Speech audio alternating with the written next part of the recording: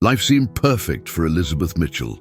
At 32, she had everything society deemed successful. Partnership at Boston's prestigious Wilson & Hayes law firm, a beautiful brownstone in Beacon Hill, and a marriage to James Cooper, her college sweetheart from Yale Law. Their evening routine was picture perfect, James cooking, while Elizabeth shared stories about her latest cases, both dreaming about the family they planned to start. But fate has a cruel way of shattering perfect pictures. That spring of 2019, as cherry blossoms painted Boston Common in shades of pink, Elizabeth and James began house hunting in the suburbs. They had their hearts set on a colonial-style home with a white picket fence and a nursery painted in soft yellows, the American dream personified.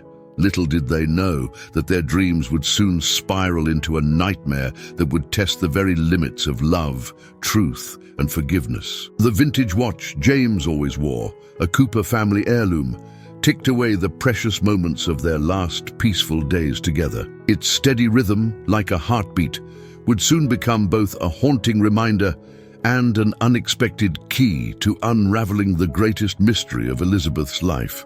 The rain pounded against the windshield like an ominous drumbeat on that fateful October night. James had called Elizabeth earlier, his voice bright with excitement about a surprise he couldn't wait to share over dinner. She remembered smiling at his boyish enthusiasm. It was one of the things she'd fallen in love with back in law school. Traffic crawled along the rain-slicked streets of downtown Boston. Elizabeth sat in her office at Wilson & Hayes, watching drops race down the window while gathering her files. Her phone buzzed. "On my way. Love you." James's last message sent at 7:43 p.m. At 8:17 p.m., the first call came. "Mrs. Cooper, this is Officer Martinez from Boston PD. There's been an accident on Storrow Drive." The next hours became a blur of flashing lights, sirens, and rain-soaked pavement. James's silver BMW had hydroplaned near the Charles River exit, spinning across 3 lanes before hitting the guardrail. Witnesses described seeing someone pull him from the wreckage before emergency services arrived. But by the time Elizabeth reached Massachusetts General Hospital, James was nowhere to be found. "The vehicle was empty, Mrs. Cooper," Officer Martinez explained, his face grave beneath the emergency room's harsh fluorescent lights. "We found blood, but no victim. The driver's door was open." Elizabeth's world tilted on its axis. She remembered clutching her stomach, suddenly nauseated. Was it stress or something else? The pregnancy test in her purse, taken that morning but not yet shared with James, seemed to burn through her designer handbag like a heated coal. Days turned into weeks. Search parties combed the Charles River. Missing person posters plastered every street corner in Boston. Theories circulated: amnesia, foul play, voluntary disappearance. But the truth remained elusive, slipping through investigators' fingers like smoke. The only solid lead was a gray-haired woman who claimed to have seen someone matching James's description being helped into a dark SUV. But when pressed for details, she disappeared, leaving behind more questions than answers. Then came the most chilling discovery. James's vintage watch, found in a hospital parking lot 3 miles from the crash site. Its face was cracked, frozen at 8:22 p.m., the estimated time of the accident. The family heirloom that hadn't left his wrist in 10 years now sat in an evidence bag, its broken crystal catching the light like tears. What nobody knew then was that somewhere in the city, a woman named Catherine Harris was carefully filing away newspaper clippings about the accident, her hands trembling with a mixture of guilt and triumph. And in a private room at St. Mary's Hospital, a young nurse named Sarah Williams was making a decision that would alter the course of multiple lives forever. Elizabeth spent that night alone in their brownstone, surrounded by the remnants of their perfect life, one hand resting on her still flat stomach. The pregnancy test, now confirmed by her doctor, sat on their bedside table, a cruel reminder of the family they dreamed of, now shattered by fate's merciless hand. The rain continued to fall, washing away crucial evidence, while somewhere in the darkness, James Cooper's true fate hung in the balance, wrapped in a web of deception that would take 5 years to unravel. The maternity ward at St. Mary's Hospital should have been a place of joy.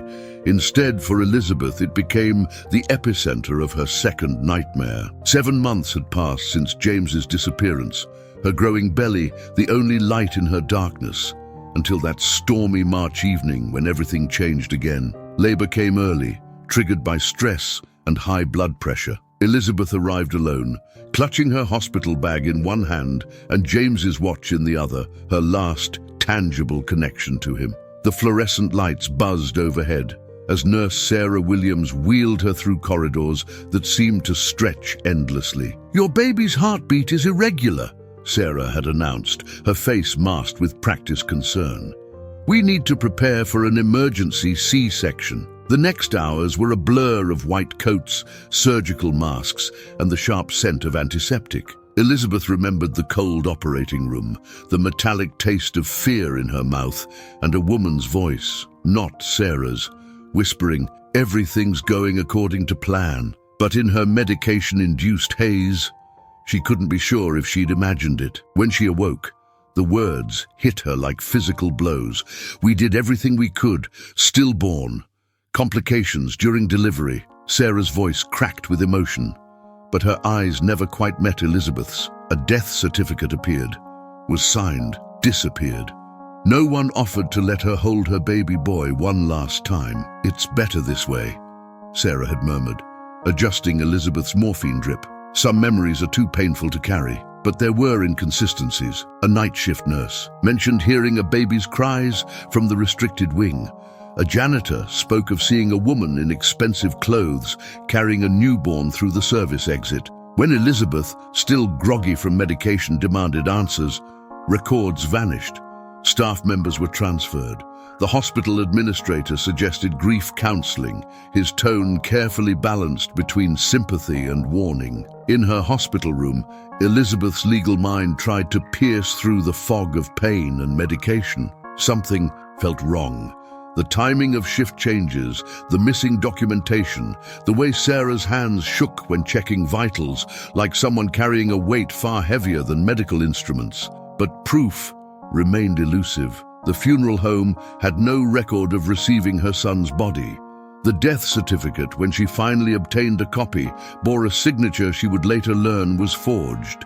Yet in her grief-stricken state, these red flags blurred into the general haze of loss. Meanwhile, in a modest apartment across town, Catherine Harris cradled a newborn boy, her victory tainted by the sound of his cries for a mother he would never know, or so she thought. Sarah Williams sat in her car outside, staring at an envelope thick with cash, wondering if 30 pieces of silver had weighed as heavily as the money Catherine had paid her to betray her oath. Elizabeth left the hospital 3 days later, physically empty, emotionally hollow. The nursery at home, painted in soft yellows just weeks before, remained locked.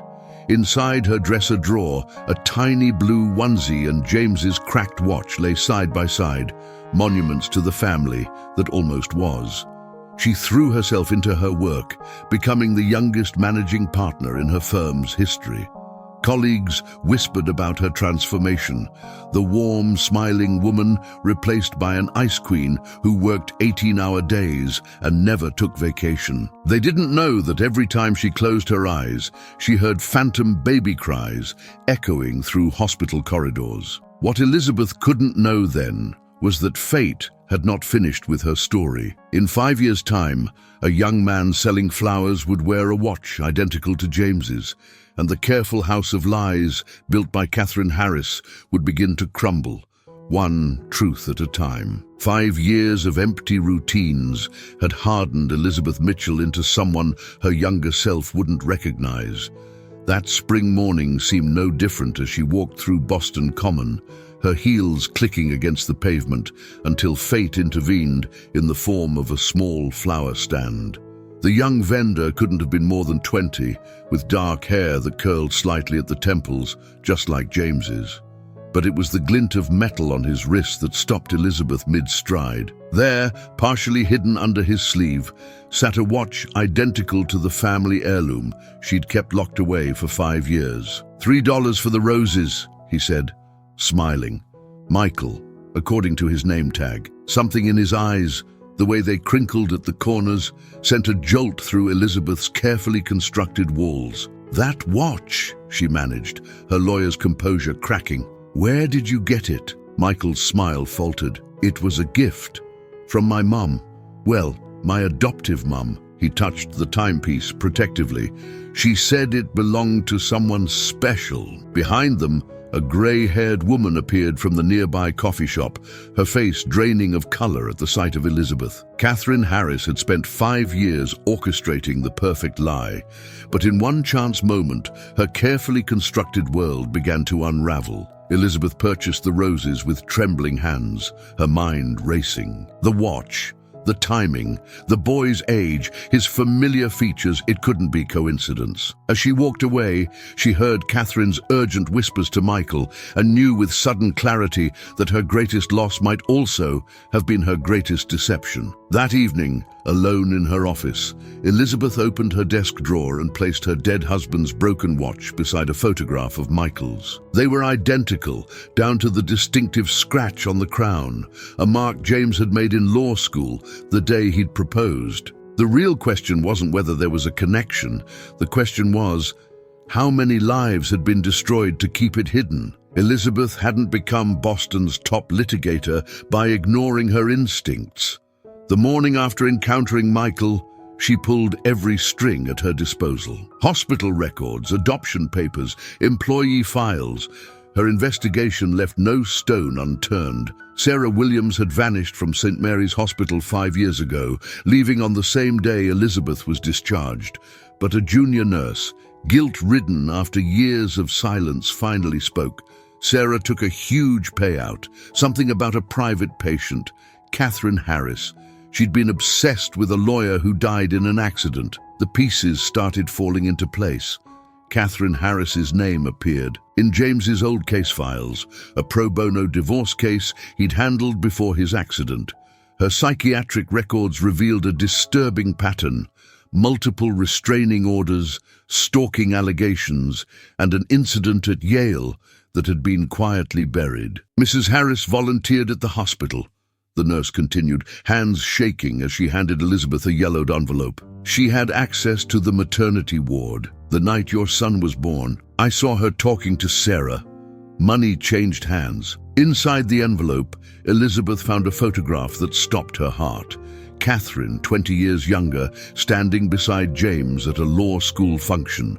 Her expression was haunting, the look of someone whose obsession had finally found its target. But the most damning evidence came from an unexpected source. The hospital's maintenance man remembered helping Catherine carry boxes to her car that March night. "Weird thing was, I heard crying, like a baby, but she said it was just a recording for some therapy thing." As Elizabeth pieced together the timeline, a horrifying picture emerged. Catherine's obsession with James, Sarah's sudden wealth, the conveniently missing records, all orchestrated by a woman whose delusion had robbed Elizabeth of everything she loved. That evening, as she stared at the growing wall of evidence in her home office, Elizabeth's phone buzzed. An anonymous text: "Some secrets should stay buried. Walk away." But attached was a photo that only strengthened her resolve. A newborn's hospital bracelet, dated the night of her supposed loss, bearing the name Baby Cooper. The game was changing. Catherine Harris had spent 5 years building her perfect lie. Elizabeth would need only one truth to tear it all down. The truth unraveled with the speed of a landslide. 2 meetings shattered Catherine Harris's carefully constructed deception. First came Sarah Williams, cornered in a Seattle coffee shop, her hands wrapped around a cold cup of coffee. "She said she was saving the baby from a broken home," Sarah whispered, mascara streaking her cheeks. Catherine had it all planned. The fake death certificate, the midnight transfer, even James's accident. She slid a USB drive across the table. "Everything's here. Security footage, medical records, bank transfers." I couldn't live with it anymore. The second meeting was unexpected. Dr. Thomas Chen, the hospital's former chief of staff, now dying of cancer, had called Elizabeth himself. "Catherine Harris wasn't just obsessed with your husband," he revealed from his hospital bed. "She'd lost her own child years ago. At the same time, she first met James in law school. In her twisted mind, your baby was her second chance. That night, reviewing the evidence in her office, Elizabeth discovered the most chilling detail. Catherine had been planning this for years. The car accident wasn't random. James wasn't dead. He'd been drugged, taken to a private facility in Oregon. Catherine had orchestrated everything, using her wealth and connections to create an elaborate fantasy. The final piece clicked when Elizabeth found a recent photo in the files. James, alive but confused, in a wheelchair at Catherine's private estate. The caption read, "Day 1825 of our new life. He still doesn't remember, but we're happy. Michael is the son we always wanted." Elizabeth closed the file, her hands steady for the first time in years. Tomorrow she would confront Catherine, but tonight she needed to make one crucial phone call to the FBI. The web was unraveling, and its architect had no idea the spider was about to become the prey. Elizabeth's hands trembled as she held the DNA test results. 99.9% match. Michael wasn't just some random young man. He was her son, but she had no time to process this revelation. James needed her now. The FBI raid on Catherine's Oregon estate had found only empty rooms and cold coffee cups. Someone had tipped her off. Security footage showed 3 figures leaving in the night: Catherine, a wheelchair-bound James, and a confused Michael. "They're heading to her family's cabin in Vermont," Agent Rodriguez reported, "but there's a storm coming. If we don't reach them before it hits..." Elizabeth's phone buzzed. A text from Michael. "Mom told me everything. About James. About you. I don't know what's real anymore. She's not well. She keeps talking about completing the family at the cabin. Help us." Attached was a photo that made Elizabeth's blood freeze. James, barely conscious, while Catherine held a syringe. The cabin's window revealed a familiar view, Mirror Lake, where James had proposed 15 years ago. "How long?" Elizabeth demanded. 2 hours, maybe less," Rodriguez answered. "The storm's moving fast." Elizabeth grabbed her keys. Catherine had stolen 5 years of their lives. She wouldn't get another minute. As her car sped north, snow began to fall. The storm transformed Mirror Lake into a white void as Elizabeth's car skidded to a stop outside the cabin. Through the blizzard, warm light spilled from frost-covered windows, and a shadow moved inside, Catherine pacing with the frantic energy of a caged animal. "You can't have them!" Catherine's scream pierced the howling wind as Elizabeth approached the door. "We're finally a real family." Inside, James sat slumped in his wheelchair, his eyes struggling to focus. Michael stood between him and Catherine, who brandished the syringe like a weapon. Years of medication had left James a shell of himself, but at the sight of Elizabeth, a spark of recognition flickered in his eyes. "Beth," his voice was barely a whisper. "Don't say her name!" Catherine lunged forward, but Michael caught her arm. "Stop this," he pleaded. "Look what you've done to us, to all of us." Catherine's face contorted. "I saved you. Your mother was broken, your father was gone. I gave you everything." "You gave me lies," Michael's voice cracked. "Every birthday, every Christmas, all built on stolen moments." Elizabeth took a step forward. Outside, sirens wailed against the storm. "It wasn't supposed to end like this." Catherine backed toward James, syringe trembling. "He was going to love me. We were going to be happy." "Catherine," Elizabeth's voice was steady despite her racing heart.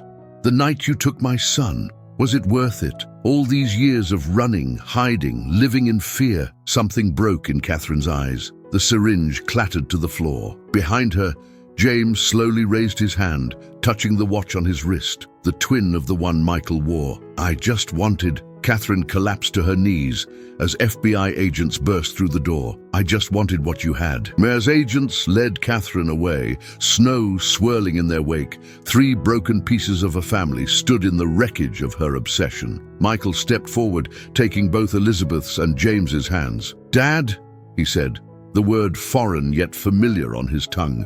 James squeezed his son's hand, tears cutting through 5 years of pharmaceutical fog. Elizabeth knelt beside them, completing a circle that Catherine's madness had failed to break. Outside, the storm began to ease, and through the cabin's window, Mirror Lake emerged, its surface reflecting the first hints of breaking dawn, just as it had 15 years ago, when a young lawyer had knelt with a ring and a promise of forever. Some circles, once broken, can be reformed.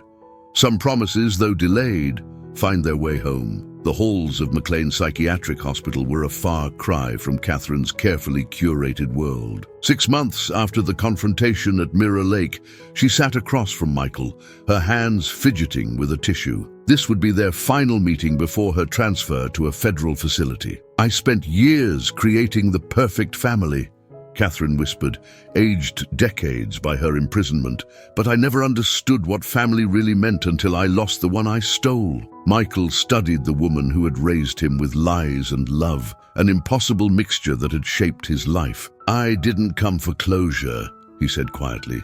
"I came to tell you that I forgive you." Across town, Elizabeth and James worked with therapists to rebuild their bond. James's recovery from the drugs was slow but steady. Each returned memory was a piece of himself reclaimed.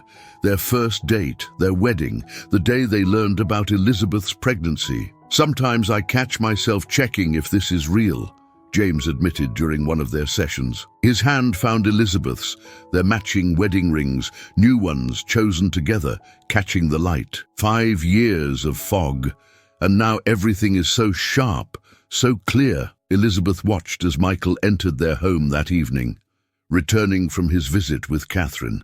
He carried himself differently now, no longer the boy selling flowers, not quite the man he would become, but something in between, a survivor, like his parents. "She asked about you both," he told them, settling into what had become his spot on the couch. I think she finally understands what she took from us." The three of them sat in comfortable silence, surrounded by photo albums they were filling with new memories. On the mantel, 2 watches sat side by side, silent witnesses to a story of loss and recovery, of time stolen and time restored. Tomorrow would bring more challenges. Court testimonies, therapy sessions, the slow process of knitting 3 separate lives into one shared future. But tonight, in this moment, they were simply a family, finding their way home. And somewhere in a hospital room, Catherine Harris looked out her window at the setting sun, finally understanding that some kinds of love can't be stolen. They can only be freely given. 1 year after the storm at Mirror Lake, the Cooper family gathered in their backyard for a summer barbecue. James, now fully recovered, stood at the grill while Elizabeth arranged photos on a table, a timeline of healing from their reunion to today. Michael had graduated from college, his flower shop now a thriving business. Every Sunday, he brought fresh roses to their family dinners, a reminder of the chance encounter that had brought them back together. And twice a month, he visited Catherine at the facility, where she continued her treatment. Their conversations, a bridge between past and future. "Sometimes the greatest acts of love," Michael often said, "come from learning to forgive." His decision to help care for Catherine in her final years had surprised many, but not his parents. They'd seen firsthand how love could heal even the deepest wounds. Elizabeth had returned to practicing law, but with a new focus, helping reunite separated families. James worked beside her. Their shared trauma transformed into a mission to prevent others from experiencing similar pain. The matching watches still kept time on father and son's wrists, no longer symbols of loss, but of time redeemed. And in their garden, yellow roses bloomed, Catherine's annual birthday gift to Michael, a quiet acknowledgement of both what was lost and what was found. "Every family has a story," Elizabeth reflected, watching her husband and son laugh together. "Ours just happened to take a longer path home." If this story touched your heart, don't forget to like, subscribe, and share it with someone who might need to hear that second chances are possible. Drop a comment below, sharing your thoughts on family, forgiveness, and the power of love to heal even the deepest wounds. Remember to hit the notification bell to never miss another story of hope and redemption on our channel.